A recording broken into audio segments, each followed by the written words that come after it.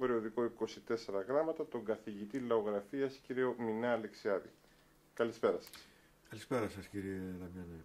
Κύριε Αλεξιάδη, έχουμε ακούσει ότι η Κάρπαθος έχει πλούσιο λαογραφικό πολιτισμό.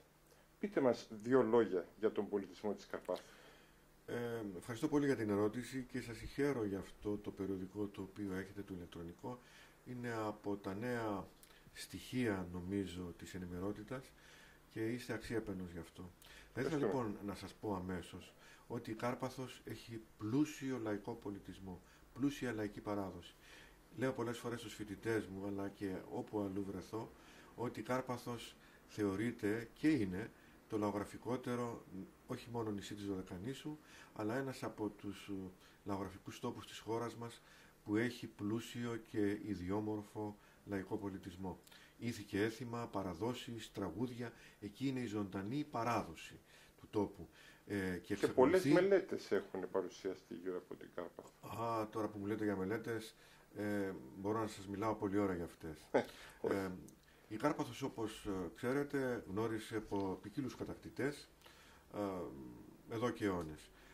Τουρκοκρατία αρκετή βέβαια, Βενετοκρατία πριν, στη συνέχεια Ιταλοί, Γερμανοί και ούτω καθεξής και άλλοι, και άρχισε ουσιαστικά να μελετάται ο λαϊκός πολιτισμός της Καρπάθου από το δεύτερο μισό του 19ου αιώνα κυρίως.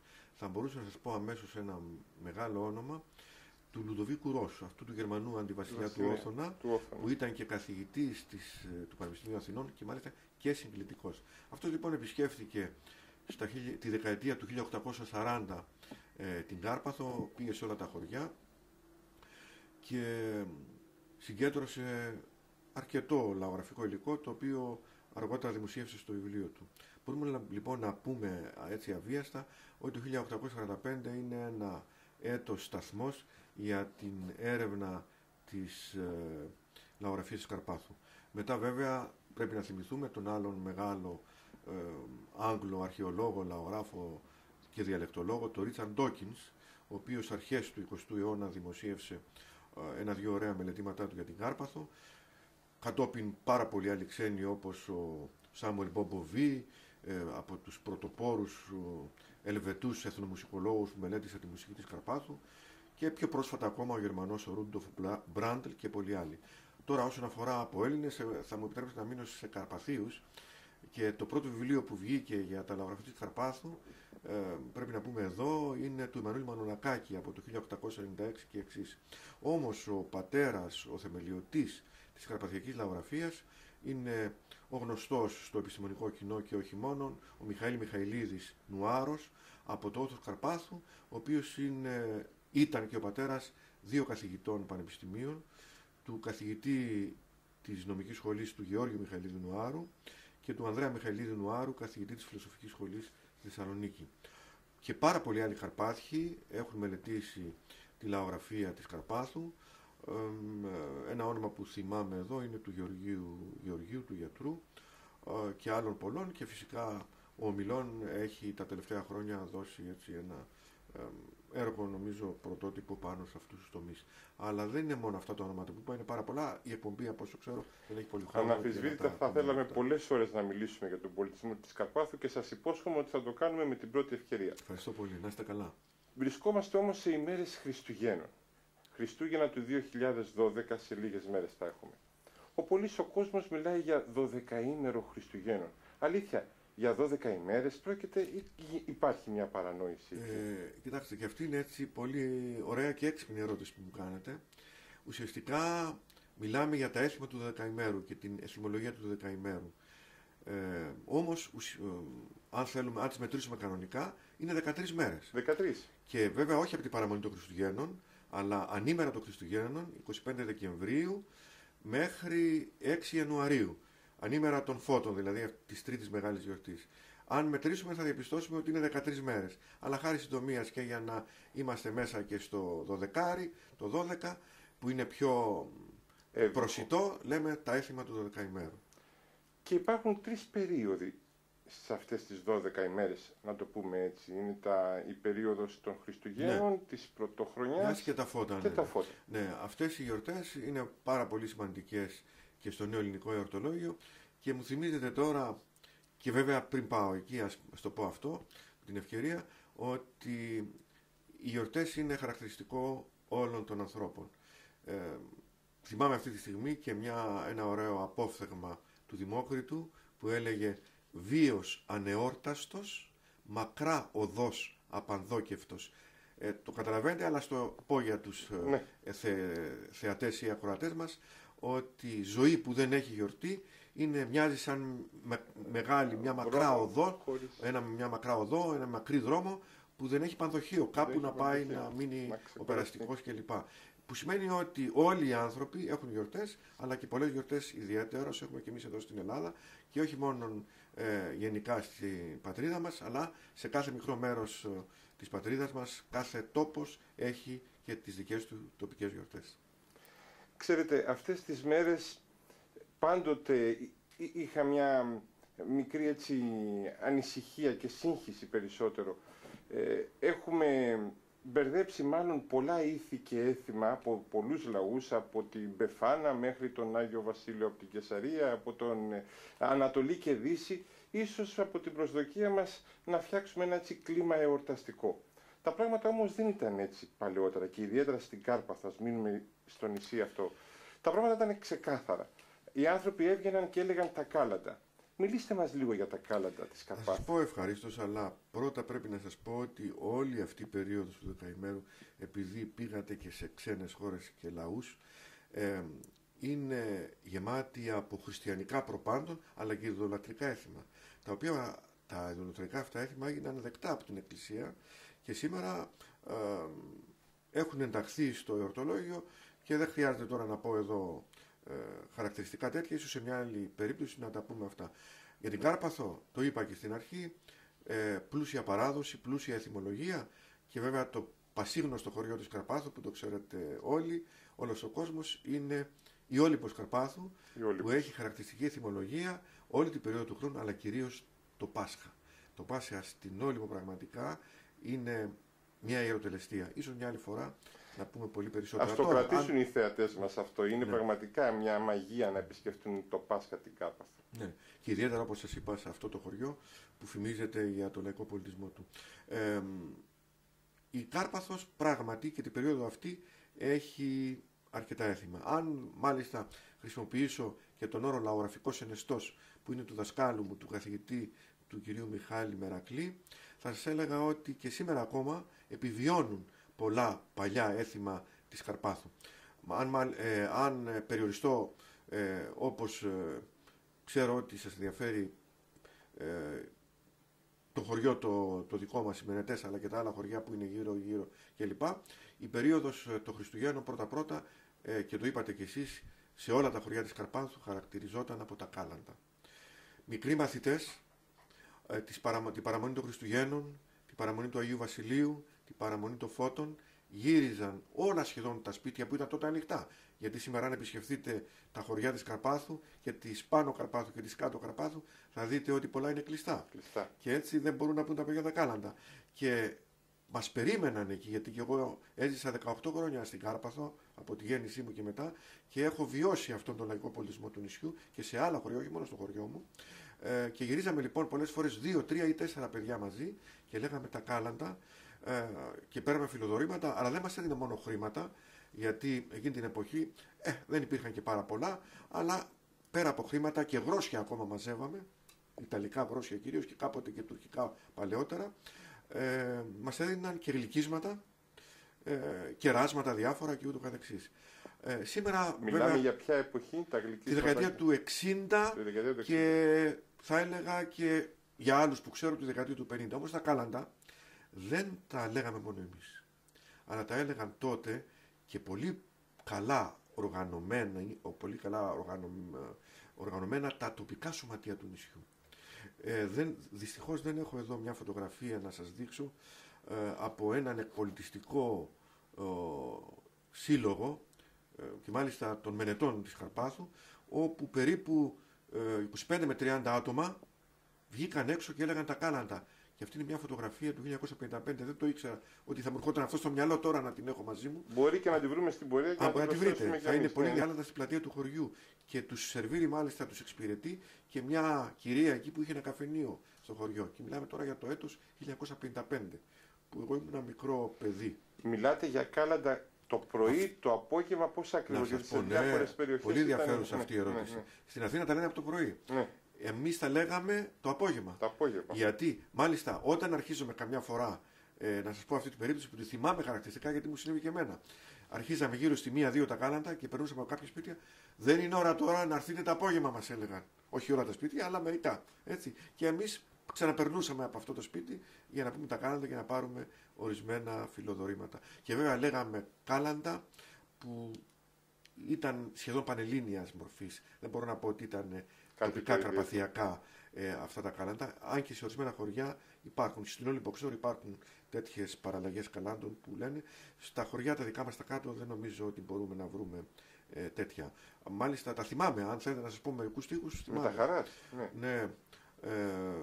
Για τα φώτα, ας πούμε, που θυμάμαι, τώρα ήρθε αμέσως στο μυαλό μου, σήμερα τα φώτα και οι φωτισμοί και μεγάλες χάρες και οι ασμοί, κάτω στον Ιορδάνη του ποταμό, κάθεται η κυρά μας η Παναγιά, όργανα βαστάει και δυο κεριά, και τον Γιάννη παρακαλέ μου, Γιάννη βαφτιστή, βάφτισε και εμένα το παιδί, κτλ. Αυτό ήταν το για τα φώτα. Καλή ημέρα ανάρχοντες είναι ο ορισμός σας, Χριστού τη Θεία Γέννηση να πω στο αρχοντικό σας. Έτσι ξεκινούσαν τα κάλαντα. Βέβαια, λέγαμε αυτό τον πανελλήνιο δύστιχο του φιλοδορήματος για να προκαλέσουμε τους ιδιοκτήτες να μας δουν περισσότερα χρήματα. Σε αυτό το σπίτι που ήρθαμε, πέτρα να μοιραγήσει και ο νοικοκύρης του σπιτιού κτλ. Και βέβαια, Άγιος Βασίλης έρχεται από την Κεσαρία. Δεν θέλω τώρα να σας πω, επειδή είπα από την Κεσαρία για τον Άγιο Βασίλη, το Σάντα Κλός, τον Άγιο Βασίλη το δικό μας, ίσως σε μια άλλη εκπομπή να πούμε περισσότερα. Αυτά τα πράγματα. Από ό,τι έχετε ακούσει από τους γονείς, παππούδες, ήταν περίπου έτσι τα κάλαντα που τραγουδούσαν και αυτοί, ή είχαν κάποια παραλλαγή, ή δεν στην περίοδο των Ιταλών είχαν κάποιες ιδιαιτερότητες? Η ιστορία των καλάντων. Η περίοδος των Ιταλών 1912-1944 στην Κάρπαθο ήταν μια δύσκολη περίοδος, και ιδίως από το 1938 μέχρι το 1943 που απαγορεύτηκαν και τα ελληνικά γράμματα. Οπότε μοιραία ήταν δύσκολες περιόδους. Τώρα δεν είμαι έτοιμος εντελώς να σας πω για την περίοδο την Ιταλική για τα κάλαντα, αλλά σίγουρα θα τα έλεγα εκείνη την περίοδο, γιατί πριν τουλάχιστον το 1938 ήταν χαλαρή η διοίκηση των Ιταλών εκεί. Εκτός από τα κάλαντα, τα γλυκίσματα, τα αναφέρατε συχνά, ήταν και φιλοδόρημα για τα κάλαντα, αλλά εκτός από το φιλοδόρημα θα ήταν και μια μεγάλη προετοιμασία όλο το μήνα, φαντάζομαι, τα νοικοκυριά. Δεν θα είχαν άλλη δουλειά από το να ετοιμάζουν τα γλυκίσματα. Τι περίπου γινόταν? Αυτό είναι ένα πάρα πολύ ωραίο ερώτημα και μπορώ να σας πω ότι στα χωριά τα δικά μας της Κάτω Καρπάθου, αλλά και αλλού, ίσως και στην Πάνω, αλλά μιλάω πιο πολύ τώρα που θυμάμαι για τις Μενετές, επειδή εμείς είχαμε πολλές εξοχές, δηλαδή όπως είναι ο Αφιάρτης, το Λακί κυρίως, το Σταυρί, υπήρχαν εκεί μόνιμοι κάτοικοι, στο Σταυρί και στο Λακί. Αλλά όμως τις παραμονές των εορτών του Χριστουγέννου και του Πάσχα έρχονταν στις Μενετές. Μαζί με όλα τα συμπράκαλα που λέμε, μαζί με όλα τα προϊόντα που έφεραν εκεί. Και βέβαια οι νοικοκυρές των χωριών στην Κάρπαθο και στα χωριά όλα δεν έκαναν τίποτα άλλο από τις αρχές του Δεκέμβρη, αλλά να ετοιμάζουν τα περίφημα γλυκίσματα που είναι τα μελομακάρουνα και οι κουραμπιέδες, οι μπακλαβάδες. Και για να πω εδώ, το απέρι της Καρπάθου φημιζόταν για τον ωραίο μπακλαβά που έκανε τότε, που έκαναν οι απερίτησες εκείνη την εποχή, γιατί οι Μενετές κάναν πιο πολύ τα μελομακάρουνα τα λεγόμενα και τους κουραμπιέδες. Και τον μπακλαβά τον έκανε στον απέρι, όπως κάνανε και τα άλλα γλυκίσματα κλπ. Αλλά το χαρακτηριστικό της ημέρας των Χριστουγέννων δεν ήταν τίποτα άλλο από το περίφημο Χριστόψωμο. Το Χριστόψωμο. Το Χριστόψωμο. Το οποίο σήμερα το λένε και τσουρέκι εδώ, έτσι το λένε με μια απλή κουβέντα. Το Χριστόψωμο ήταν ένα μεγάλο στρογγυλό ψωμί, το οποίο κατασκευαζόταν με πολύ νόστιμα υλικά και ακριβά υλικά για την εποχή εκείνη, όπως γίνεται και σήμερα. Και αφού οι γυναίκες το πρόσεχαν ιδιαιτέρως, όταν το ζύμωναν και γινόταν εντελώς το στρογγυλό σχήμα, έκαναν επάνω και ένα μεγάλο σταυρό, είτε από το ζυμάρι που έμενε, είτε τυποποιημένο με κάποια όργανα, ή από μια σφραγίδα. Και στις άκρες του σταυρού βάζανε ένα μεγάλο καρύδι, ένα μεγάλο μύγαλο, ολόκληρο χωρίς να τα σπάνε, Ναι. το ευλογούσαν και αυτό βέβαια έπρεπε να το κόψει την ημέρα των Χριστουγέννων, ανήμερα των Χριστουγέννων, ο αρχηγός της οικογένειας. Ο Κύρις. Ναι. Και από όσο θυμάμαι τώρα εδώ, οι νύφες δίνανε στις πεθερές, πέρανε στις πεθερές το Χριστόψωμο εκείνης της εποχής. Αλλά έχει μια ιεροτελεστία που πρέπει να κάνει κανείς καμία εκπομπή μόνο για αυτό το Χριστόψωμο. Το Χριστόψωμο. Ναι. Εκτός από το Χριστόψωμο, υπήρχε κάτι ιδιαίτερο στο φαγητό, είχαν κάποια ιδιαίτερη προετοιμασία, τι ακριβώς ετοίμαζαν την ημέρα των Ναι, Χριστουγέννων? και αυτή είναι μια πολύ καλή ερώτηση. Από όσο θυμάμαι, κυρίως το χοιρινό κρέας χρησιμοποιείται εκείνη την εποχή. Και ορισμένα σπίτια μαγείρευαν και τη γαλοπούλα, αλλά είναι ξενόφερτη γαλοπούλα. Ναι, μεταγενέστερο πρέπει να είναι. Όμως, σας λέω ότι θυμάμαι και ορισμένα σπίτια μαγείρευαν γαλοπούλα, κυρίως όμως χοιρινό κρέας. Τα σπίτια. Φαντάζομαι θα τα στόλισαν και πρώτα απ' όλα θα υπήρχε το δέντρο, αν και δεν έχει ακριβώς ελληνικές ρίζες, ίσως το καράβι να υπήρχε στο νησί, που και αυτό είναι υποσυζήτηση. Τι ακριβώς στολίζατε? Ναι. Το δικό μας το χωριό είναι υπηρετικό χωριό. Ναι. Τα πηγάδια που είναι και η πρωτεύουσα και ήταν και μετά το 1892, γιατί μέχρι το 1892 ήταν το Απέρι της Καρπάθου, ως παράκτιο χωριό μπορεί να στόλιζε και κάνα καράβι, δεν το θυμάμαι όμως αυτό, δεν το αποκλείω. Γιατί το καράβι είναι καθαρά ελληνικό στόλισμα. Ναι. Όπως το έχουμε και εδώ στο σπίτι το καράβι. Όμως κυρίως στα υπηρετικά χωριά, από όσο θυμάμαι, κυριαρχούσε το χριστουγεννιάτικο δέντρο. Το δέντρο. Δυτικόφερτο βέβαια, το ξέρουμε αυτό όλοι από τους Βαβαρούς. Και δέντρο αυθεντικό. Φυσικό δέντρο. Φυσικό έτσι. δέντρο. Όσοι όμως δεν μπορούσαμε, όσοι οικογένειες δεν μπορούσαν να έχουν φυσικά δέντρα γιατί έπρεπε Μάλλον να πάνε. πεύκο ήταν. Πεύκα, έτσι, συνήθως ναι, πεύκο, ναι, ναι. ναι. Ναι, ωραιότατα πεύκα. Αγοράζαμε τα τυποποιημένα δέντρα, Ναι. γιατί το πράσινο, ξέρετε, δίνει μια ζεστασιά και μέσα στο κρύο του χειμώνα, το μαγκάλι ήταν τότε, η σόμπα των ξύλων κτλ. Και κάπου μετά το 1964 και καμιά ηλεκτρική σόμπα, γιατί η Κάρπαθος, εκτός από τα πηγάδια που είχαν τις ηλεκτρογεννήτριες, τα άλλα χωριά δεν είχαν με ηλεκτρισμό. Και η Κάρπαθος ηλεκτρισμό πήρε τη δεκαετία του 60, από το 1964 και μετά. Έτσι. Για να θυμηθώ και τον Υπουργό τότε, τον Γιάννη τον Ζήγδη, τον συμπατριώτη μας, ο οποίος είχε φέρει τον ηλεκτρισμό στα άλλα χωριά της Καρπάθου. Και βέβαια σας λέω ειλικρινά ότι το χριστουγεννιάτικο δέντρο ήταν εκείνο το οποίο κυριαρχούσε στα χωριά μας και θα σας πω και κάτι ακόμα που θυμάμαι αυτή τη στιγμή. Δεν υπήρχαν τότε οι courier που έχουμε σήμερα, αλλά υπήρχε ο ταχυδρόμος του πλοίου. Ο ταχυδρόμος Που δεν του ήταν πλοίου. Καρπάθιος, ναι. Αυτός μάζευε πολλές φορές καλάθια μεγάλα, καλάθια, τα οποία τα γέμιζαν οι συμπατριώτες μας εδώ των Αθηνών, 50, 60, 70 καλάθια ή χαρτοκιβώτια κλπ. Με διάφορες τροφές, κάστανα μέσα, ξέρω, καρύδια ή διάφορα άλλα δωρήματα κλπ. Και τα έφερνε και τα έδινε σε κάθε έναν ιδιοκτήτη που είχε το όνομά του απάνω. Και το θυμάμαι χαρακτηριστικά σε όλα τα χωριά ο ταχυδρόμος του πλοίου έφερε και ζούσε με αυτά. Ήταν το επάγγελμά του. Ένα λαϊκό επάγγελμα που δεν το ξέρουν πολύ αυτό, το ταχυδρόμο του πλοίου. Και το έχω πει και στους φοιτητές μου. Γεμάτο με δώρα για το Πάσχα. Άλλο θέμα μεγάλο για ανταλλαγή των δώρων, αλλά ας το αφήσουμε αυτό για την ώρα. Βέβαια, βέβαια. Βέβαια. Και σαφέστατα θα υπήρχε άμεση και μεγάλη συμμετοχή στην Εκκλησία. Δηλαδή τα Χριστούγεννα είναι και πάνω απ' όλα μια θρησκευτική εορτή. Δεν μπορεί να γίνει χωρίς την Εκκλησία. Περισσότερο από την Πρωτοχρονιά. Η Πρωτοχρονιά μάλλον είναι πιο λαϊκή γιορτή, το ποδαρικό, η αρχή του χρόνου. Έτσι, Ναι, δεν ναι. είναι? Σύμφωνοι, η μέρα των Χριστουγέννων θυμάμαι οι εκκλησίες στην Κάρπαθο γέμιζαν. Και μπορώ να σας πω ότι επισκέφθηκα και όχι μόνο την εκκλησιά του χωριού μου, αλλά και στα άλλα χωριά που πήγαινα, ήταν πότε που πήγαινα ή άκουα ή ρωτούσα, γιατί με ενδιέφερε από τότε η εκκλησία. Είμαι άλλωστε από 6 χρονών στην εκκλησία. Ήταν γεμάτες τα Χριστούγεννα. Ο κόσμος, ο ορθόδοξος κόσμος πήγαινε και γέμιζε την εκκλησιά. Χριστουγέννηση, Χριστός γεννάται, δοξάσατε, η γέννησή σου Χριστέ ο Θεός κτλ. Αυτά τα περίφημα τροπάρια που λέμε και σήμερα. Γέμιζα την εκκλησία και τα χρόνια πολλά οι ευχές ήταν χαρακτηριστικό γνώρισμα της εποχής.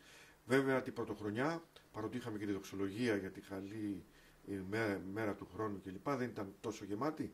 Ξέρετε γιατί?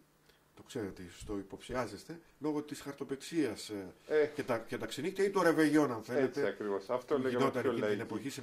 Περνάμε λοιπόν στη δεύτερη περίοδο των εορτών, της πρωτοχρονιάς.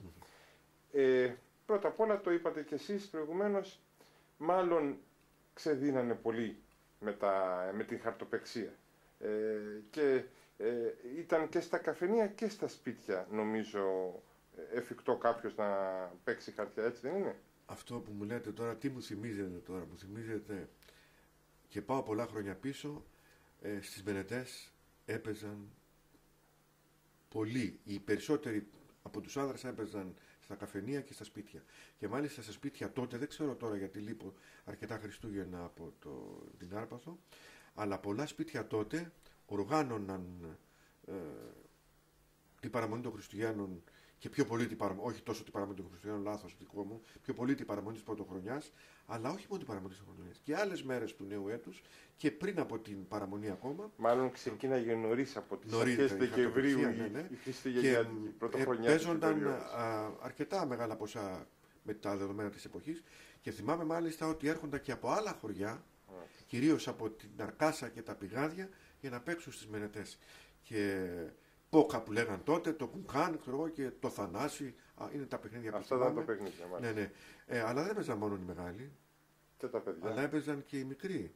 Οι μεγάλοι παίζανε και ζάρια ακόμα. Έτυχε να παρακολουθήσω στο καφενείο ως φοιτητής, στα καφενεία του χωριού, να παίζουν με ζάρια αρκετά χρήματα. Αλλά παίζανε και τα παιδιά, και εμείς ίδιοι ακόμα. Παίζαμε δεκάρες εκείνη την εποχή. Δεκάρες. Θυμόσαστε, έχει δει τις τρύπιες δεκάρες, τα λεπτά κλπ. Και μαζεύαμε εδώ στη χούφτα μας αρκετά. Μπορούσαμε να έχουμε και, αν είχαμε ένα τάλιρο δεκάρες, είμαστε οι κερδισμένοι της ημέρας, ας πούμε, κατά κάποιο τρόπο. Τα παιχνίδια που παίζαμε εμείς ήταν ο λεγόμενος φίτσος και η γραμμή. Δεν υπήρχε τότε ακόμα δεν ήταν ασφαλτοστρωμένες οι πλατείες, ήταν με χώμα, και μπορούσαμε να σχηματίσουμε μία γραμμή και παίζαμε με τα χρήματά μας τη λεγόμενη γραμμή, και όποιος την πλησίαζε ήταν πρώτος και έπαιζε τις δεκάρες, τις βάζαμε, τις κρύβαμε στο χέρι όπως τις στρίβαμε κλπ. Τι είναι το ένα, τι είναι το άλλο, αν είναι γράμματα ή κορώνα κλπ. Και το φίτσο που ήταν από μια κουβαρίστρα, φτιάχναμε το φίτσο και βάζαμε πάνω τα χρήματα, και από μια κάποια απόσταση 2-3 μέτρα με το τάλιρο ή το δεκάρικο της εποχής να παίζουμε τα κέρματα, αλλά δεν παίζαμε μόνο τις δεκάρες ή τα ελάχιστα μισή δραχμή, μια δραχμή, γιατί εκείνη την εποχή, κύριε Δαμιανέ, υπήρχαν και ιταλικά και τουρκικά γρόσια, και παίζαμε γρόσια πιο πολύ. Παίζαμε και τις δεκάρες, αλλά παίζαμε και γρόσια. Και μάλιστα θυμάμαι, δεν ξέρω αν πρέπει να το πω εδώ, ένα περιστατικό, γιατί μας παρακολουθούσε και η αστυνομία.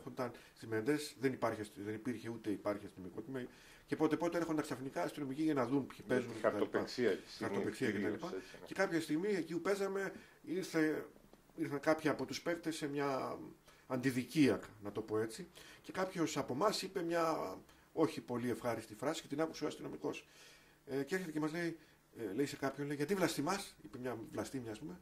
Και επειδή δεν άκουσε αυτό καλά, του λέει Ιταλικά γρόσια. Δηλαδή και έγινε ένα χιούμορ και ένα ανέκδοτο. Παίζουμε Ιταλικά γρόσια, δεν κάνουμε κάτι. Και μάλλον θα έμεινε για καιρό στην παρέα των αυτό το θυμάμαι και τώρα. Μιλάω τώρα, αυτό γινόταν όταν ήμουν μαθητής του δημοτικού σχολείου. Και το θυμάμαι, είναι χαραγμένο στη μνήμη μου εντελώς. Τα αγόρια ήταν έξω στους δρόμους. Αντίθετα, τα κορίτσια στο σπίτι στόλιζαν το σπίτι και βοηθούσαν και το δέντρο το χριστουγεννιάτικο που είπα. Τώρα που είπατε για αγόρια, πολλές φορές όταν παίζαμε χαρτιά μικροί μαθητές, επειδή δεν ήθελε να μας δει κανείς, κρυβόμασταν ή στο σχολείο από πίσω που είχε κάποιες περιοχές εκεί που μπορούσαμε, ή πηγαίναμε σε μια περιοχή που λεγόταν Ρίζες, κρυμμένοι, για να παίξουμε, να μας δουν ότι παίζαμε χαρτιά. Την εποχή. Την περίοδο της πρωτοχρονιάς είχαμε, όπως είπατε, τη χαρτοπεξία, είχαμε και τις βεγγέρες όμως, είχαμε και τις επισκέψεις. Καλά, βεγγέρες θα είχαμε και τα Χριστούγεννα, υποθέτω. Είχαμε το Μανώλη, το Χρήστο, οπωσδήποτε. Αυτό πάλι συμβαίνει και σήμερα, αλλά τη δεκαετία του 50, που εγώ δεν την έζησα βέβαια, αλλά έζησα τη δεκαετία του 60 πολύ καλά, σας λέω ότι ήταν το χαρακτηριστικό γνώρισμα των εορτών.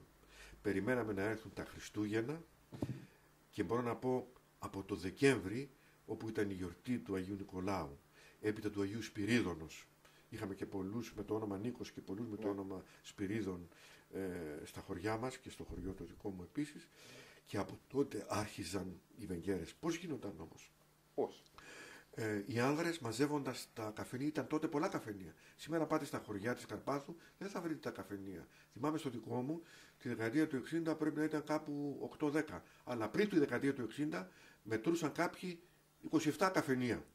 Και για να καταλάβουν οι θεατές, πείτε μας και τον πληθυσμό περίπου, δεν είναι ανάγκη τώρα με ακρίβεια. Τώρα το χωριό το δικό μου, αν θυμηθώ, στην δεκαετία του 50 που το έχω διαβάσει αυτό, το 1951, στην απογραφή του 1951, είχε 1.600 κατοίκους μόνιμους. Τώρα οι μόνιμοι του κάτοικοι είναι περίπου 600 με 700. Αλλά είχε όμως και κατοίκους που ζούσαν στα περίχωρα, στο Λακί που σας είπα, στον Αφιάρτη, στο Σταυρί, στις Εξήλες, σε εξοχές να το πούμε έτσι κατά κάποιο τρόπο. Και περίπου 2.000 κόσμο είχε εκείνη την εποχή το χωριό. Σήμερα δεν υπάρχουν τόσοι κάτοικοι, είναι πολύ λιγότεροι σε όλα τα χωριά της Καρπάθου. Ο γενικός πληθυσμός της Καρπάθου είναι γύρω στις 6.500 με 7.000 το χειμώνα. Το καλοκαίρι βέβαια ή τέτραπλασιάζεται αν θέλετε. Μάλιστα. Κάτι ιδιαίτερο σε αυτές τις βεγγέρες? Ήταν ανοιχτά τα σπίτια, ήταν οπωσδήποτε θα ήταν? Όσα σπίτια είχαν Μανώλη ή Χρήστο γιόρταζαν, εκτός αν υπήρχε μεγάλο πένθος. Γιατί εκείνη την εποχή, αλλά ακόμα και τώρα, το πένθος ετηρείτο έτσι με ευλάβεια. Τώρα τα ήθη αυτά έχουν χαλαρώσει λίγο και το πένθος δεν είναι πολύ αυστηρό. Εν πάση περιπτώσει, εκείνη την εποχή που γιόρταζαν 25 και 26 ο Μανώλης και ο Χρήστος, κυρίως τους γιόρταζαν όμως τις 25 του μηνός τα Χριστούγεννα. Τις απογευματινές ώρες, δηλαδή μετά το μεσημέρι, 2-3 η ώρα, μαζεύονταν στα καφενεία του χωριού, σε 2-3 όχι σε όλα, σε 2-3 καφενεία, οι παρέες οι λεγόμενες, και με τα περίφημα όργανα που είχαμε εκείνη την εποχή, και βιολί και λύρα και λαούτο. Εμείς στο χωριό δεν είχαμε τσαμπούνα, που έχουν στην Όλυμπο και σε άλλα χωριά στο Μεσοχώρι, στα Σπόα της Καρπάθου, που επίσης έχουν πλούσια εθιμολογία και αυτά τα χωριά.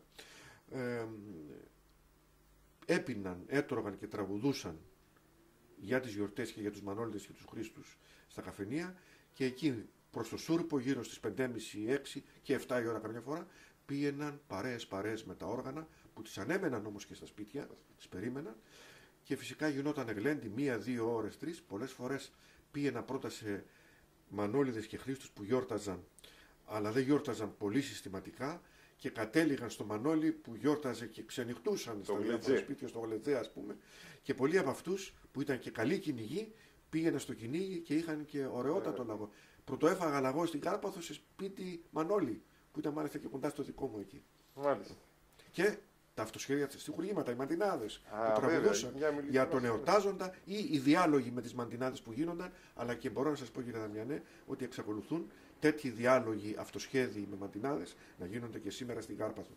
Είναι από τα έθιμα που επιβιώνουν στο νησί, χαρακτηριστικά. Πολύ ωραία. Πρωτοχρονιά και το ποδαρικό. Με απασχόλησε. Να πάει καλά η χρονιά. Τι ακριβώς γινόταν?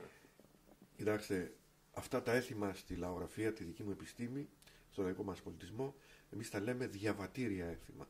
Δηλαδή, επειδή πάμε από μια εποχή κατά κάποιο τρόπο σε μια άλλη, δεν είναι εποχή είναι από μια περίοδο σε μια άλλη, όπως όταν παντρεύεται κανείς αλλάζει. Άλλο ελεύθερη ζωή και άλλο να παντρευτεί. Είναι και αυτή μια διαβατήρια μετάβαση, ας πούμε. Και ο θάνατος επίσης, και αυτό είναι μια διαβατήρια μετάβαση. Οπότε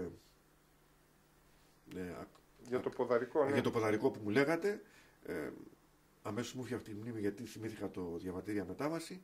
Γινόταν στην Κάρπαθο και γίνεται ακόμα και σήμερα, όχι σε όλα τα σπίτια, στα περισσότερα. Δηλαδή, την παραμονή της πρωτοχρονιάς όλοι κάθονταν μέχρι τις 12 η ώρα. Είτε έπαιζαν χαρτιά, είτε δεν έπαιζαν. Και τότε πρέπει να σας πω, δεν υπήρχαν τηλεοράσεις όπως σήμερα, ούτε καν ραδιόφωνα. Ραδιόφωνα στα χωριά τα δικά μας ελάχιστα. Στις Μενετές, από όσο θυμάμαι, μπορεί να σας πω, αν 10 σπίτια είχαν ραδιόφωνο. Και μάλιστα εκείνα τα παλιά με την μπαταρία. Μιλάτε πάντα για την περίοδο του 50. 50 δεν ξέρω τόσο καλά, όσο η δεκαετία του 60. 60 είχαν 10 σπίτια ραδιόφωνο. Ναι, 10, μετά, επειδή ήταν και πολλοί μετανάστες, έφεραν και από το εξωτερικό. Μάλιστα, εγώ θυμάμαι, πήγαμε και ακούγαμε το ποδόσφαιρο, τις ποδοσφαιρικές μεταδόσεις τότε, τις Κυριακές, σε κάποια σπίτια που είχαν το τρασίστρο, ήρθε μετά. Το έφεραν κάποιοι ναυτικοί και ούτω καθεξής. Οπότε λοιπόν το ποδαρικό γινόταν 12 και κάτι ακόμα, με την ώρα, με τα ρολόγια της εποχής, που μπορεί να μην ήταν και σωστή ώρα, γιατί δεν υπήρχε ραδιόφωνο ή άλλο μέσο να τους πει ακριβώς την ώρα. Έτσι. Και τι κάνανε τα περισσότερα σπίτια? Βγάζανε τα παιδιά τους έξω, το πιο μικρό παιδί, για να μπει μέσα και με το δεξί πόδι. Αλλά και αυτό το ποδαρικό έχει μια ιστορία λαογραφική που θέλω και εδώ κάποιο χρόνο για να. Με δύο λέξεις. Παιδιά, συνήθως το ποδαρικό στο σπίτι το δικό μου το έκανα εγώ. Μια στιγμή μου λέει ο πατέρας μου, που θυμάμαι, Θεός χωρέστον, ότι δεν το κάνεις εσύ πάντα μηνά το ποδαρικό, θα φέρουμε και το ξαδερφάκι κλπ. Για να πάρει και το φιλοδόρημα. Και το φιλοδόρημα στο ποδαρικό, κύριε Δαμιανέ, ήταν μεγαλύτερο και από τα κάλαντα. Δηλαδή, μας δίναν ένα τάλιρο της εποχής, ένα δεκάρικο, πόσο να πω τώρα ότι αντιστοιχεί με σήμερα, σαν 20 ευρώ. Δηλαδή, θέλω να πω τόσο μεγάλο για μας. Μπορούσες να πάρεις πολλές σοκολάτες, πολλές καραμέλες που λέμε, ή να φας μια πάστα στο ζαχαροπλαστείο της εποχής. Κράταγε τίποτα το παιδί όταν έμπαινε στο σπίτι για το ποδαρικό του? Είχαν δώσει νερό? Όχι, γιατί σε όχι, κάποια όχι. μέρη. Απλώς στολιζόταν η κεντρική είσοδο, η κεντρική πόρτα του σπιτιού ή η εξώπορτα, αν θέλετε. Σε άλλα μέρη κρατούσε, σε άλλα. Όχι στο δικό μας. Περνάμε στην τρίτη περίοδο, στα Θεοφάνεια. Εκεί βέβαια εσείς ήσασταν μάλλον ορεινό χωριό, δεν είχατε τη θάλασσα να κάνετε τον αγιασμό των υδάτων. Παρ' όλα αυτά, ο αγιασμός των υδάτων γινόταν. Βέβαια, εμείς ήμασταν υπηρετικό χωριό. Η ρήψη του Σταυρού γινόταν ανέκαθεν παλιά στην πρωτεύουσα, στα Πηγάδια, όπου είναι η θάλασσα, και μάλιστα κατέβαινε κάθε φορά ο δεσπότης της Καρπάθου και της Κάσου για να ρίξει το Σταυρό στη θάλασσα. Και σήμερα ο Μητροπολίτης Αμβρόσιος εξακολουθεί να τηρεί αυτό το έθιμο. Στα δικά μας όμως τα μέρη γινόταν σε μια λεκάνη από νερό, έτσι, όπου με το βασιλικό και με το Σταυρό αγιάζονταν τα νερά στην εκκλησιά, γεμάτη εκκλησιά και πάλι, δηλαδή Χριστούγεννα και φώτα, η εκκλησία γέμισε, και την πρωτοχρονιά είχαμε, αλλά όχι τόσο. Έτσι, όπως το είπαμε και προηγουμένως. Και μετά, για να αγιαστούν όλα τα σπίτια, ο παπάς με τη συνοδεία 2-3 νεαρών ή κάποιου επιτρόπου πήγαινε και άγιαζε όλα τα σπίτια και τα ευλογούσε, δεδομένου ότι αυτό θεωρείται η ευλογία της Εκκλησίας και για την καλοχρονιά που έρχεται, η ευετηρία που σας έλεγα, καλοχρόνο κλπ. Εκεί τώρα που είπα ευετηρία θυμήθηκα ότι πάνω στο χριστουγεννιάτικο δέντρο, σε όλα σχεδόν τα χωριά της Καρπάθου, στόλιζαν τις περίφημες χριστουγεννιάτικες και πρωτοχρονιάτικες κάρτες που έστελαν οι ξενιτεμένοι από το λεκανοπέδιο Αττικής και το εξωτερικό που ζούσαν Καρπάθια. Και βέβαια τις περιμέναν τόσο πολύ τις κάρτες αυτές, ούτως ώστε ήταν έτσι ωραία ζωγραφισμένες, και ακόμα και σήμερα η κάρτα έχει ιδιαίτερη σημασία. Είναι ένα θέμα που μου αρέσει λαογραφικά, το έχω μελετήσει και έχω δημοσιεύσει μερικές μελέτες για αυτές. Βέβαια, πριν τον αγιασμό, οπωσδήποτε δεν μιλήσαμε για τα κάλατα των Θεοφανίων, έτσι, και εκεί νομίζω τα είπαμε. Είπαμε ότι σήμερα τα φώτα και οι φωτισμοί και οι μεγάλες χάρες, τα είπαμε. Την παραμονή πάλι, τις απογευματινές ώρες, η ίδια τακτική, η ίδια εθνική τακτική, με τα φιλοδορήματα και φυσικά τα γλυκίσματα. Με την ίδια ανταπόκριση, τα παιδιά το ίδιο όπως... Όχι, είχε χαλαρώσει τώρα. Αυτό, πολύ σωστά το παρατηρήσατε αυτό. Ήταν πιο γενναία τα κάλαντα και γενναιόδωρα και στα φιλοδορήματα των Χριστουγέννων, αλλά σταδιακά μειωνόταν η διάθεση των χωριανών εκεί για να μας δώσουν τα σχετικά φιλοδορήματα. Ξαναγυρνάμε στην Κάρπαθο ως λαογραφικό σύνολο. Ξέρω ότι έχουν γίνει και πολλές λαογραφικές επιστημονικές εκδηλώσεις στην Κάρπαθο, έτσι δεν είναι? Ναι, και μιλήστε μας και λίγο για αυτές. Παλαιότερα και τώρα τα τελευταία χρόνια η επιστημονική λαογραφία έχει προσέξει ιδιαίτερα το νησί αυτό. Μπορώ να σας πω ότι όλοι οι φορείς της Καρπάθου, οι θεσμικοί φορείς, δηλαδή ο Δήμος Καρπάθου και οι κοινότητες όλες, οι πρώην κοινότητες της Καρπάθου, σε συνδυασμό με το Επαρχείο Καρπάθου και Κάσου στη συνέχεια, οργάνωναν σε αυτές τις εκδηλώσεις. Έχω βοηθήσει και εγώ σε αυτές τις εκδηλώσεις και έχουμε οργανώσει 3 διεθνή συνέδρια καρπαθιακής λαογραφίας με τη συμμετοχή Ελλήνων και ξένων επιστημόνων, λαογράφων, ιστορικών, νεοελληνιστών και άλλων καθηγητών και ερευνητών στην Κάρπαθο. Και υπάρχουν και 3 τόμοι που αναφέρονται στην έρευνα του λαϊκού πολιτισμού της Καρπάθου. Τώρα μάλιστα ετοιμάζουμε το Μάιο, μετά το Πάσχα αμέσως, 8 έως 12 Μαΐου, θα γίνει το 4ο Διεθνές Συνέδριο Καρπαθιακής Λαογραφίας, όπου έχουν δηλώσει συμμετοχή πολλοί Έλληνες και ξένοι επιστήμονες, θα έρθουν από την Ελλάδα και το εξωτερικό, και νομίζω επειδή είναι μια περίοδος καλή, Μάιος δεν έχει και κρύο και είναι η περίοδος της διακαινησίμου, θα έχει έτσι μια ανταπόκριση στον κόσμο, γιατί συμμετέχει πολύ ο καρπαθιακός κόσμος στις εκδηλώσεις αυτές, και θα γίνει λοιπόν αυτό το συνέδριο που θα μελετήσει πάλι μόνο θέματα καρπαθιακής λαογραφίας, ή κάποιες ανακοινώσεις θα είναι συγκριτικές με άλλα μέρη και για την Κάρπαθο. Αλλά νομίζω το πιο σημαντικό για αυτά, κύριε Δαμιανέ, είναι η ίδρυση που έγινε του Ινστιτούτου Λαϊκού Πολιτισμού Καρπάθου, του Τμήματος Φιλολογίας της Φιλοσοφικής Σχολής του Πανεπιστημίου Αθηνών με έδρα την Κάρπαθο. Αυτό ήταν μια δική μου ιδέα παλιά που την πάλευα χρόνια. Είδα όμως την ανταπόκριση όλων των δημοτικών αρχόντων της Καρπάθου και των επάρχων. Το είχαμε συζητήσει παλαιότερα με τον δήμαρχο τον κύριο Ιωαννίδη. Στη συνέχεια τώρα με τον τωρινό δήμαρχο τον κύριο Χανιώτη υλοποιήθηκε πια η ίδρυση με επιδημαρχίας Χανιώτη και ετοιμάζεται ο Δήμος να μας παραχωρήσει ένα σχετικό οίκημα, γιατί όπως καταλαβαίνετε 2 φορές με 3 το χρόνο εκεί θα γίνονται και μαθήματα, ομιλίες, διαλέξεις, όχι μόνο για το λαϊκό πολιτισμό της Καρπάθου, και από ειδικούς επιστήμονες, Έλληνες και ξένους. Και μάλιστα ο πρίτανης, πρέπει να πω, ο κύριος Πελεγρίνης, που είναι και Καρπάθιος, βοήθησε πάρα πολύ σε αυτό, αλλά και η πρόεδρος του Τμήματος Φιλολογίας και η κυρία Ελένη Καραμανέγκου, ο διευθυντής του τομέα Βυζαντινής Φιλολογίας και Λαογραφίας, ο κύριος Πολέμης, ο καθηγητής, και όλο το τμήμα και όλη η Σύγκλιτος, από όσο έμαθα, γιατί δεν ήμουν παρόν στη Σύγκλιτο, το άκουσα, αγκάλιασαν αυτό το Ινστιτούτο, το οποίο έχει να προσφέρει πολλά, όχι μόνο στη λαογραφία της Καρπάθου, αλλά και των γύρω νησιών και γενικά της περιοχής της ευρύτερης του Αιγαίου. Με την ευχή όλων μας να δημιουργήσετε πραγματικά ένα αξιόλογο κέντρο εκεί μελέτης για τον ελληνισμό. Ευχαριστώ πολύ, κύριε Δαμιανέ, και για τα ερωτήματά σας και για αυτή τη συνέντευξη. Η Κάρπαθος σας περιμένει να τα βιώσετε κι εσείς αυτά τα έθιμα. Περιμένει όλους τους Έλληνες. Ναι, όλους τους Έλληνες, και νομίζω ότι είναι ευκαιρία να οι πατριώτες μας από τα Δωδεκάνησα και από όλη την Ελλάδα, που το έχουν επισκεφθεί πάρα πολύ, να το ξέρετε. Και ιδίως στην Όλυμπο, βέβαια, που έχει πλούσιο λαϊκό πολιτισμό, αλλά όχι μόνο το χωριό αυτό, όλα τα χωριά της Καρπάθου είναι ζωντανά και με επιβιωμένες λαϊκές παραδόσεις και εκδηλώσεις. Τις ευχές μου για καλά Χριστούγεννα. Να είστε καλά, επίσης πολλές ευχές, χαρούμενο δεκαήμερο, αφού μιλούσαμε γι' αυτό. Να είστε καλά.